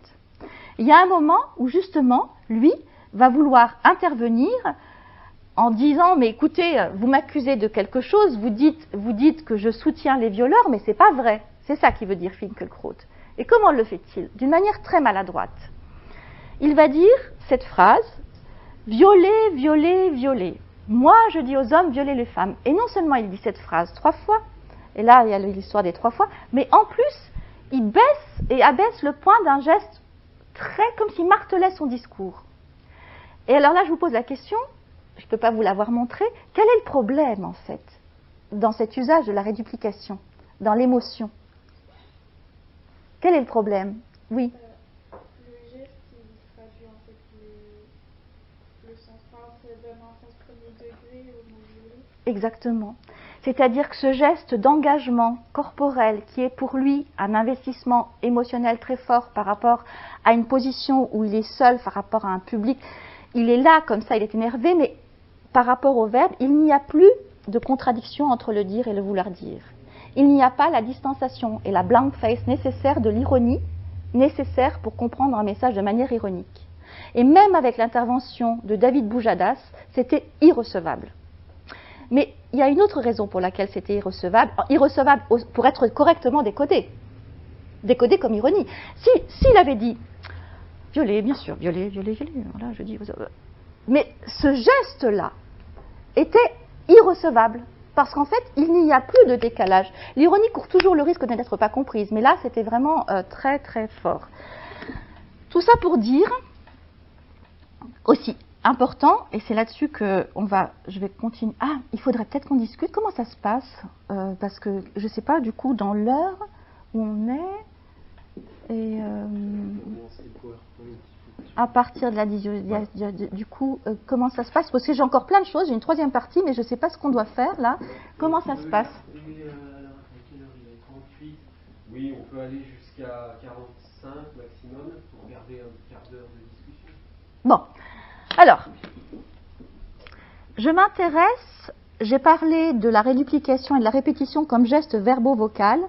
Là, je voulais simplement ouvrir un champ et une question, on n'aura vraiment pas le temps d'en parler, sur la performativité. La question de la performativité, c'est-à-dire l'existence de verbes au sens restreint. La performalité dans le langage, c'est-à-dire le fait qu'en dire, c'est faire. Vous connaissez la définition de la performativité, hein, c'est l'énoncé réalise, accomplit ce qu'il dit. Hein. C'est une coïncidence entre le dire et faire qui est la définition de la performativité. Alors, je passe, je vous expliquerai aussi après pourquoi. Donc en fait, dans la théorie d'Austin, avant qu'il étende la théorie aux actes de langage, il y avait une définition du performatif, donc le présent, le je, mais pas seulement, hein, et c'est réservé à un tout petit nombre de verbes. En fait, les verbes performatifs austiniens, c'est pas grand-chose, hein, c'est un tout petit nombre, hein. Donc il y a, c'est des situations, hein, rituel, avec le maire, je vous déclare unis par les liens du mariage, j'étais paresseuse, j'ai pas mis la phrase complète, parier, ou bien aussi quand on dit la séance est levée, tout ça, ce sont des énoncés dits performatifs, ok? C'est-à-dire que celui qui les prononce, le fait de les dire, va déclencher une action. Bon. Promettre, bien sûr, mais alors, promettre, c'est un peu... Dans la théorie de la performalité, ce qui m'intéresse, c'est qu'on mentionne jamais, en fait, bien avant la performalité, il y a eu des réflexions sur ce que c'était le langage comme action, le langage qui fait ce qu'il signifie, en latin, et les formules sacramentelles. Et ça, depuis le Moyen-Âge, on a beaucoup réfléchi. Et moi, j'ai trouvé des réflexions chez Irène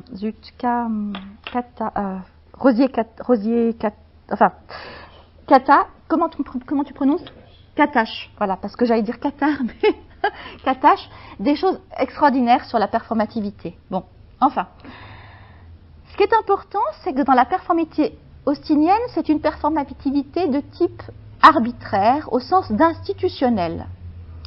Si moi, je cite la benveniste, hein, n'importe qui peut crier sur la place publique « Je déclare la mobilisation générale », bon, si ce n'est pas le président de la République, hein, il ne se passe rien, d'accord? Ne pouvant être acte faute de l'autorité requise, un tel propos n'est plus que parole, il se réduit à une clameur inane, enfantillage, démence.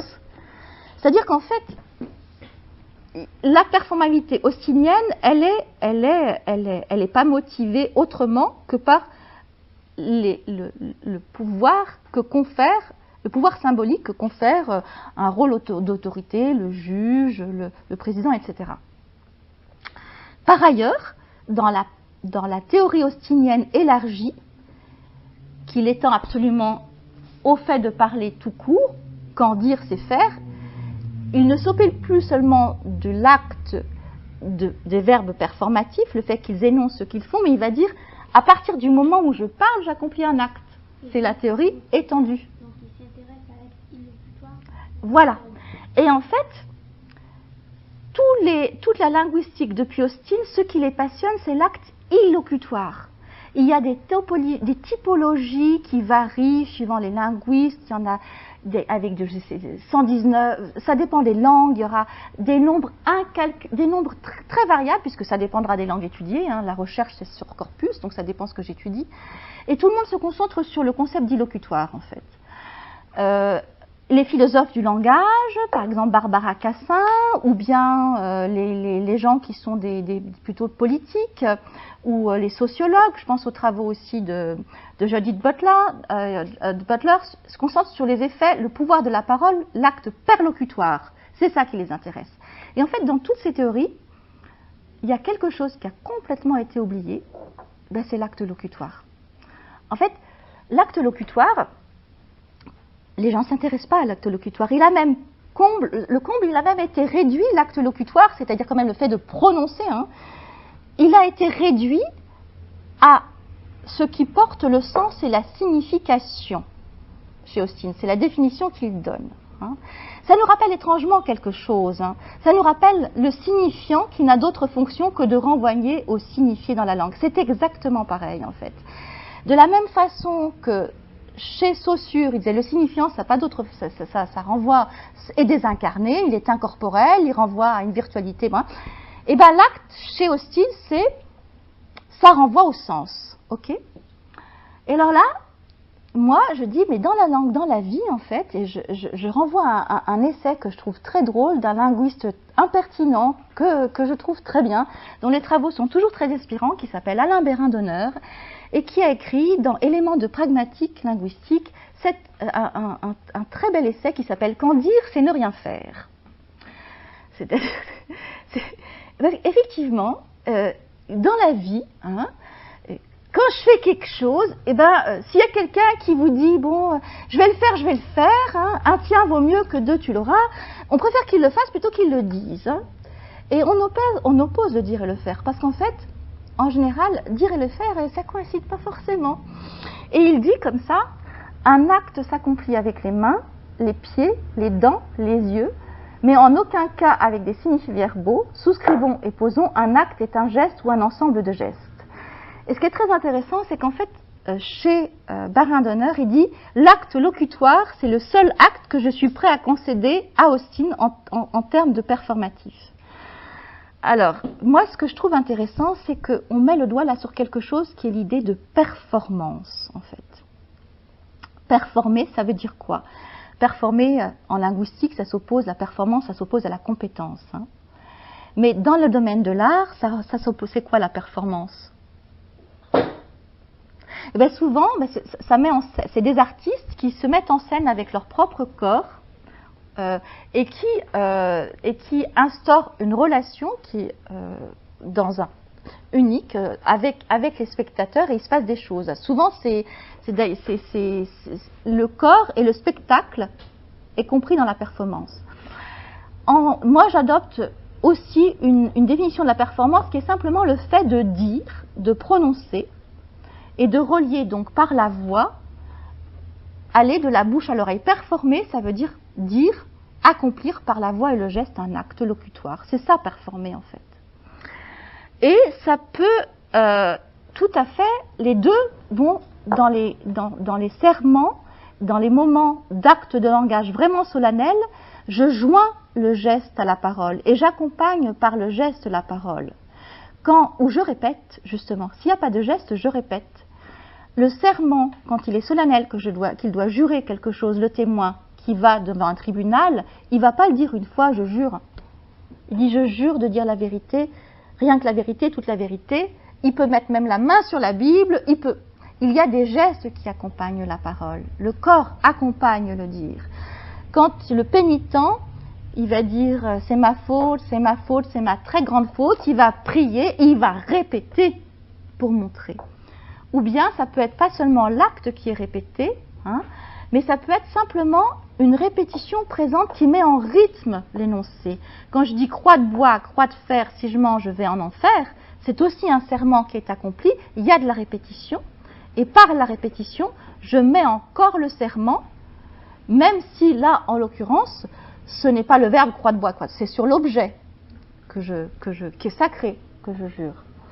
Et on retrouve cette opposition entre l'acte singulatif et l'acte répété.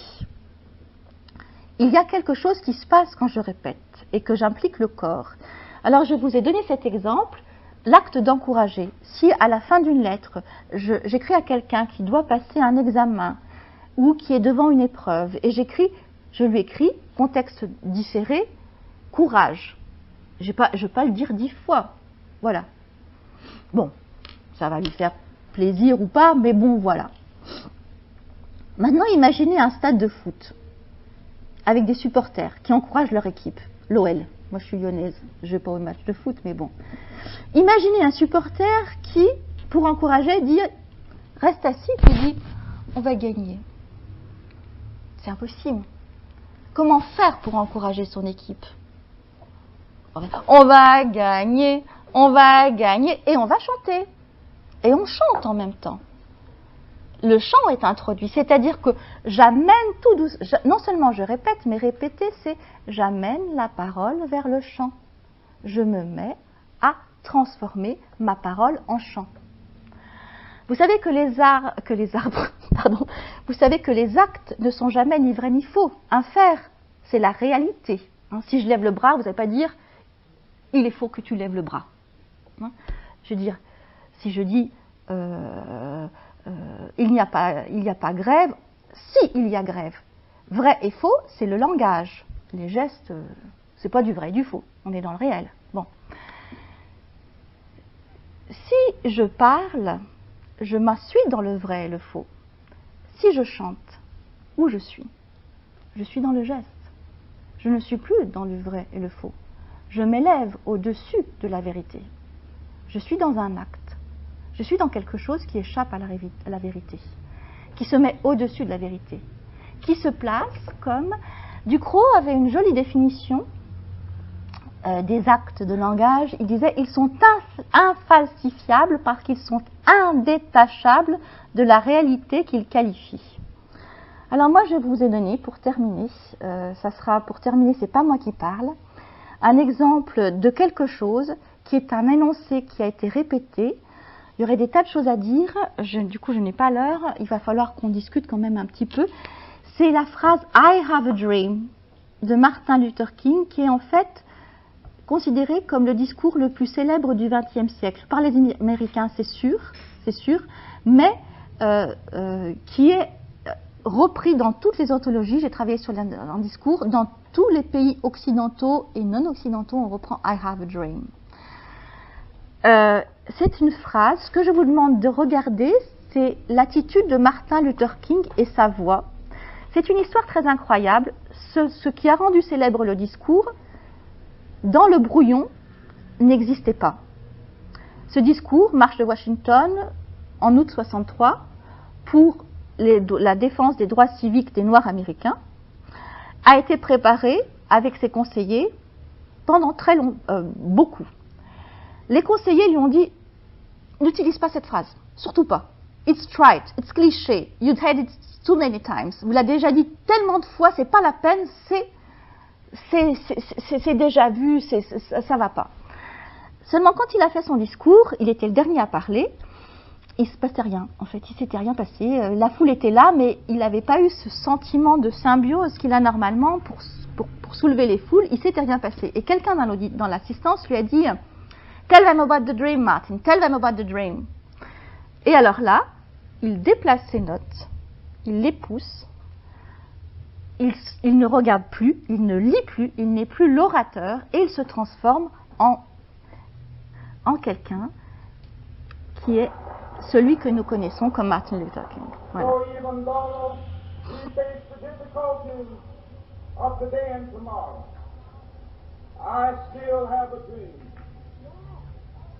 It is a dream deeply rooted in the American dream. I have a dream that one day this nation will rise up and live out the true meaning of its creed. We hold these truths to be self-evident that all men are created equal. J'ai le texte en français, mais j'avais pas les exempliers, je suis désolée.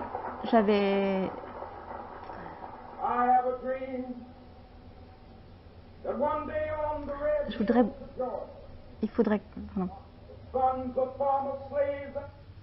Ce que je vais vous demander, s'il vous plaît, de regarder, c'est le geste que Martin Luther King fait quand il dit I have a dream.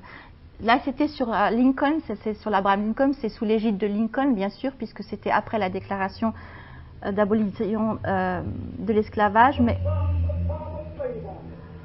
le geste de la tête.